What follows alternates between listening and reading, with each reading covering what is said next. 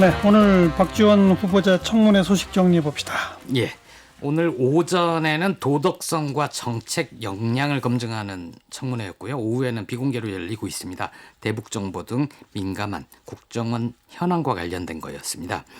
오늘 박 후보자 청문회 그 후보자석에 앉아가지고 내가 예전에 청문회 할 때 좀 살살 할 걸 이렇게 후회했을지도 모르겠습니다. 55년 전 학력 문제까지 다 소환돼서 검증대 위에 올랐고요.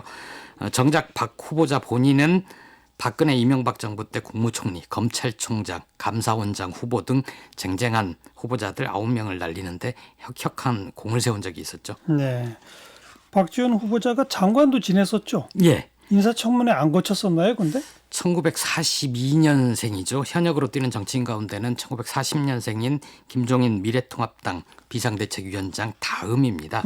당시에 그 김대중 정부 때 문화관광부 장관을 지냈으니까 당연히 인사청문회 했을 것 같은데 그 인사청문회 대상자를 장관까지 확대한 시기가 노무현 정부입니다.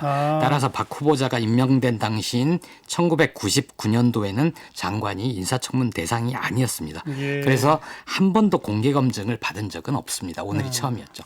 앞에서도 잠깐 짚었습니다만 학력 문제 먼저 볼까요? 예, 오늘 총평을 좀 하자면 여러 가지 의혹 제기가 많았는데 박 후보자의 작전이 권투의 클런치 작전 비슷했던 것 같습니다. 클린치? 클린치. 끌어안기? 예, 사정거리 안에 들어올 것 같으면 확 안아버려서 예. 쟁점을 다른 걸로 바꿔버린다든지 그래서 논점이 형성이 안 되고 정작 박 후보자 정말 안 되겠다 이렇게 되지는 않았었거든요. 학력 문제도 마찬가지입니다. 하태경 통합당 후보 정보위 간사인데요. 집요하게 공략을 했지만 결국 박 후보자가 뭐라고 그랬냐면 그 문제는 존경하는 하위원 태어나기도 전의 문제다. 예. 그때 기준과 지금의 기준이 다르니 그거 알아보려면 당국대 가서 알아봐라. 이렇게 해버리니까 좀 허탈해지는 거죠. 진짜 부글부글 클린치를 끓어도 해버린 거죠. 허탈해서 더 공격을 좀 못하는 상황이었습니다. 네. 초반 30분은 자료 제출 요구를 둘러싸고 실랑이를 벌였고요.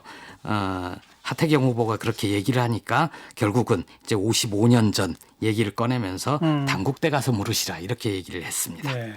그다음 대북 송금 문제 또 심지어 주호영 원내대표는 적과 내통하는 사람이라고 하는 표현까지 썼었잖아요. 예, 그 문제는요. 그 문제가 또 논란이 됐었죠.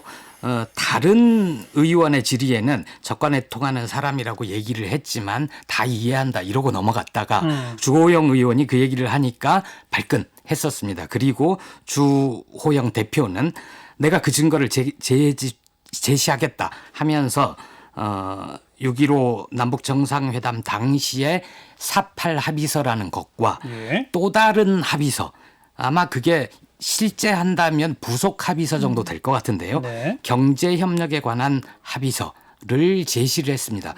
근데 거기에 보면 이제 민감한 돈 문제가 있는 거예요. 아까 말씀해 주신 5억 달러를 제공한다라고 돼 있고 또 25억 달러의 경제 차관 내지는 투자 뭐 이런 표현이 있어서 예. 통합당 의원들은 그거 다 합쳐서 30억 달러 이거 이면 뒷거래한 거 아니냐 정상회담 구걸 외교한 거 아니냐 이렇게 공격을 하고 있는데 모르겠습니다. 이 경제협력에 관한 합의서가 박 전 대표가 예전에 후보자가 예전에 검찰 조사를 받을 때 이미 나왔던 문서인지 아니면 오늘 처음 나온 문서인지 모르겠는데 박 후보자의 오늘 반응으로 봐서는 알면서도 거짓말을 하는 표정과 정말 모르면서 하는 거짓말이 있지 않습니까? 아니 알면서 하는 거짓말과 나 그거 정말 처음인데 네. 당황하는 그런 표정이 있는데 제 느낌으로는 후자 쪽에 가까웠습니다. 전혀 모르는 거다. 예. 그래서 거기에 내 사인이 있을 리가 없다. 4.8 합의서 원래 공개돼 있는 4.8 합의서는 이미 유명한 거고 나는 거기에 사인을 했다. 근데 다른 문서에 사인한 적은 없다. 이렇게 딱 잘라 얘기했습니다. 도덕성 논란 말고 국정원 개혁 관련해서는 인사청문회 얘기가 없었나요? 그런 점이 좀 안타깝습니다. 국정원은 검찰개혁 못지않게 권력기관 개혁 대상이잖아요. 2017년 11월에 문재인 정부 출범한 뒤 몇 개월 뒤에 예. 국내 정보파트 해체하고 이름도 대외안보정보원으로 바꾸기로 발표를 했었습니다. 예. 그런데 이제 국정원법 개정안이 지난 국회에서 통과되지 않았죠. 아직도 국정원입니다. 민감한 정보 문제는 비공개 때 다루더라도 국정원을 어떻게 국민을 위한 정보기관으로 만들지 어떻게 개혁할지는 사실 공개된 청문회에서 주고받을 질문이거든요. 그러게 말이에요. 그런데 그런 얘기들은 굉장히 적었습니다. 박지원 후보자가 잠깐 얘기를 하기는 했습니다. 내부 정보를 통해서 탄압을 가하거나 국가폭력을 행사하는 일 절대 없다. 국내 정보 담당관도 한 명도 없다. 어떤 기관에도 출입하지 않는다. 이런 얘기를 했고요. 대북 및 해외를 1차장제로 바꾸고 방첩을 2차장이 맡게 됐다. 이런 기관 편성 문제도 얘기를 했습니다. 예. 어떻게 될까요? 임명 가능하죠?